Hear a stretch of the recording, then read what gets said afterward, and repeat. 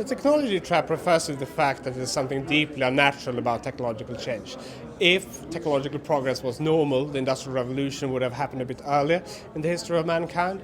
If it was something natural, every country in the world would have adopted the same technologies to the same extent, and every place in the world would be rich.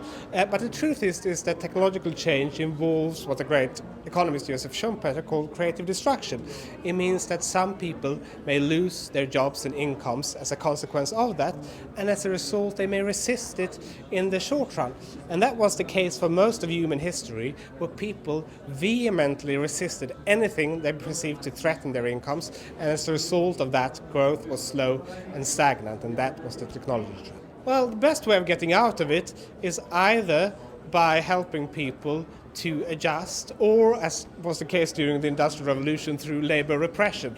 And I personally very much prefer the first solution, which is helping people adjust to acquire new skills, move into new jobs and industries, and often also new geographies where the new jobs are emerging. Well, contrary to public perception, we find that it's mainly low-skill, low-income jobs that are exposed to automation. So you can think of receptionists, cashiers, truck drivers, taxi drivers, telemarketers, and so on and so forth.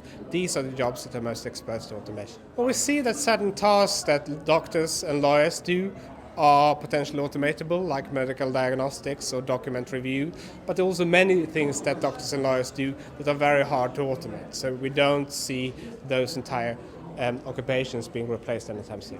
The chances are, as I mentioned, better jobs, rising productivity growth, growing incomes, new goods and services that we can't even imagine today. The threats lie in economic and political polarization, which we're seeing now.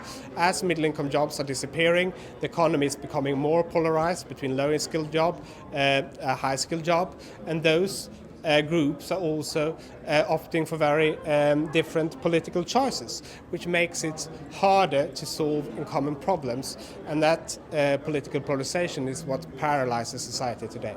Most people are going to focus on things that machines perform poorly, and that's complex social interactions and creativity, things that we actually enjoy. So I think the jobs of the future are going to be better, more enjoyable, and it's a matter of managing the transition to those jobs.